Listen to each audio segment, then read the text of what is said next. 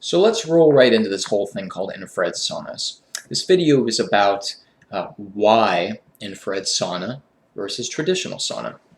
And it's pretty simple first in the name, infrared sauna.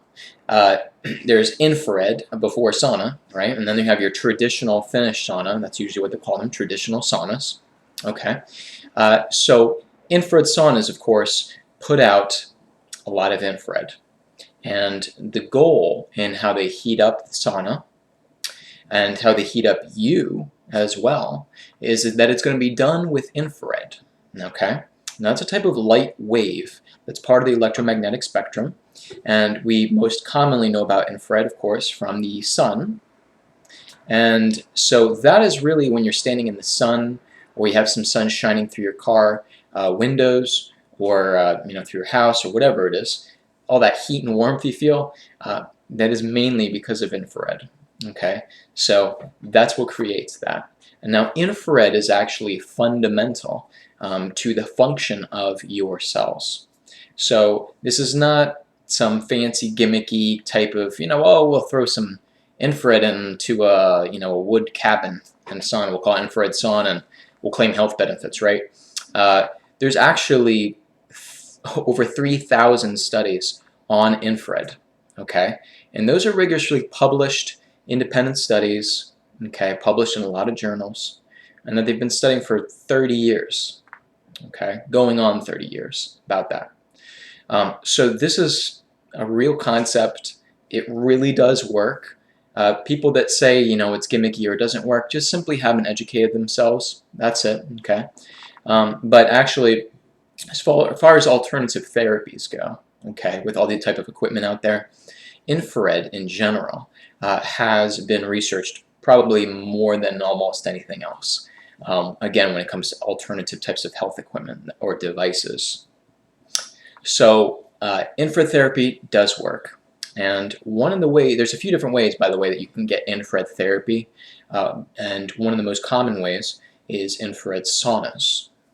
Okay, and so again, the goal of an infrared sauna, okay, is to get infrared exposure to a much greater degree than one would receive from the sun. Because when you're in the sun, the issue is that you can't be out there for too long for the obvious reasons that we have UVAs and UVBs, things like that, because of the gamma waves, and there's other parts of the electromagnetic spectrum coming through, not just infrared. And so, of course, then that can cause some damage to the body. And again, it comes down to dosage time. Okay, so getting, of course, little sun every single day is like one of the best things you can do for your health, for sure. One of the top things, because there are some specific biological benefits to those other electromagnetic frequencies. The UVAs are essential for nitric oxide working properly in the body. Now, you can Wikipedia nitric oxide. I'm not going to explain it to you just for the sake of the time in the video here, but for it to really work properly and well in the body, and it's so fundamental to every cell and health.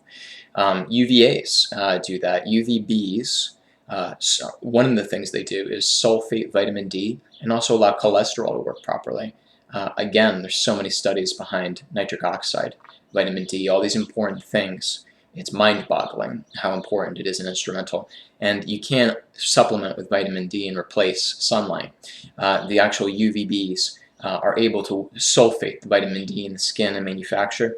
And that is different than when you're taking a supplement, which is unsulfated. So it has a little bit of a different effect in the body. Then we also have our infrared and red wavelength as well. Red is very instrumental to mitochondrial function. And mitochondria are like the power plants of the cell. So they really allow cells and life to happen, basically. So they affect absolutely everything in your body. Mind, body, emotions, you name it. Okay? Now infrared, mitochondria also use infrared very, very intimately, very fundamentally for a variety of core processes in the electron transport chain.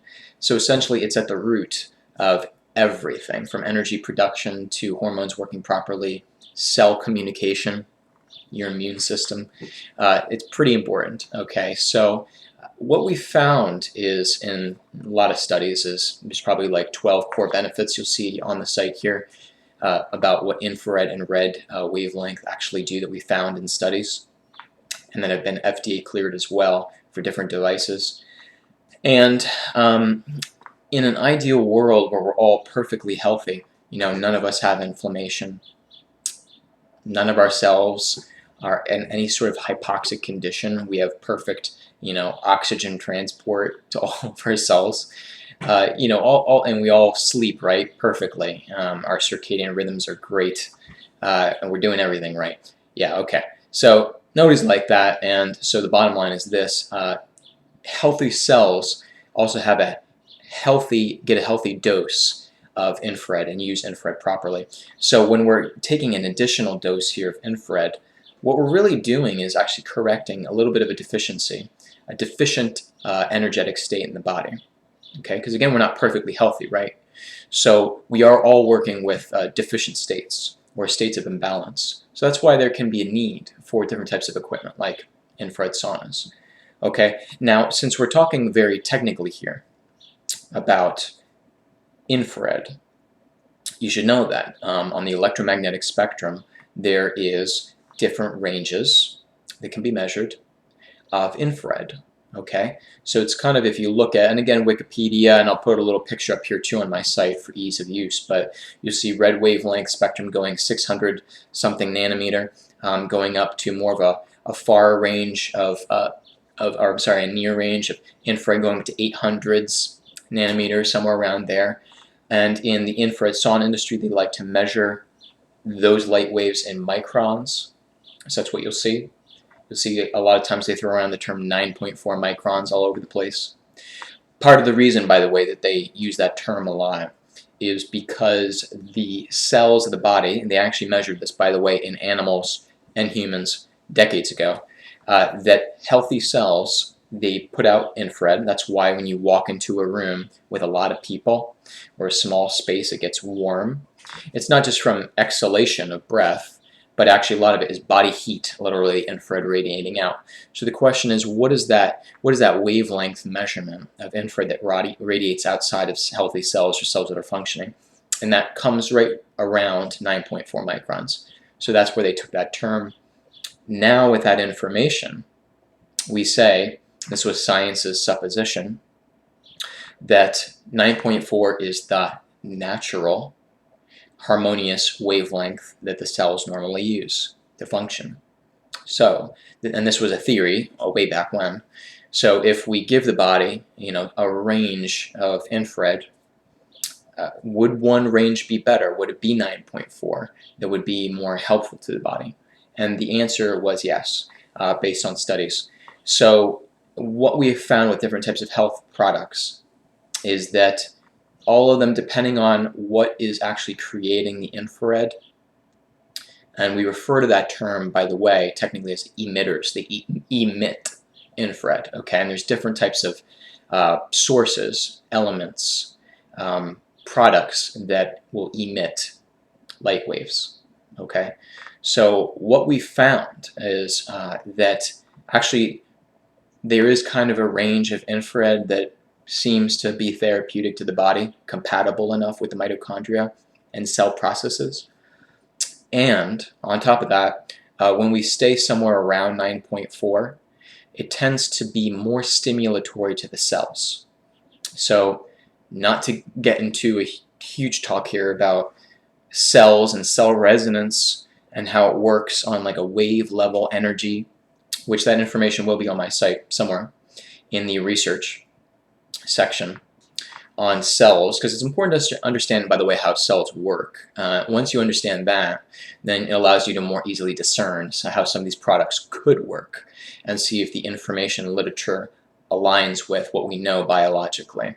Okay, so for the cells, it's very much about the light waves it receives from the environment or from the sun. And if it receives within the spectrum that the cells are already operating at, just think of it like a little antenna, right? They're tuned, the cell membrane is tuned to receive signals within a certain wavelength of the electromagnetic spectrum, then it is more compatible. if it is around 9.4 microns. Okay, and if that sounds a little far out for you, by the way, huge amount of studies for decades, literally just on that, on cell signaling. Okay, all cells work actually by cell signaling, which is electromagnetic frequencies, if we are able to measure that, and we have measured it. Anyways, okay, so what I'm saying, and what this brings us to, the importance, when you're looking at all these infrared saunas out there, okay, various brands, you'll notice that a lot of brands, most of them, the majority, have carbon panels inside, and those carbon panels are generally an older generation of panels, and we generally know how they perform through years of spectroscopy testing. Okay, and they normally run from like 4 to 6 microns. They're usually in the low frame. But this is going to be covered more thoroughly in another video, by the way. My point of saying this is there's a variety of brands, different emitters emitting infrared, so a lot of them are the same, some of them are different, is basically the conclusion. So your goal in finding what is the most therapeutic sauna is essentially finding the emitters and the companies that have proven and found a way to put out the more ideal infrared spectrum for your cells. Okay, and the reason again why you want to do that is because that then is more closely linked with our research, what we understand about cells, and then we can start to make inferences about the therapeutic efficacy of the infrared product or the sauna. Okay, and now not a lot of companies are free to give out that information. They're very unwilling sometimes. That's where all the research comes in that I've done, in order to really find out that information. You know, most companies would have you believe that theirs is the best sauna, right? But we know there's differences. And there's definitely differences with the most important aspect of getting an infrared sauna, which is the, guess what? Infrared, right? So we really have to hone in on that and how they're creating that. And in the other videos here, we'll hone in on the other kind of purchase criteria, analysis criteria that are good to go through before you make an investment. And thanks for watching. If you have any questions about this video, please feel free to email me, make some comments under it. Anyways, take care.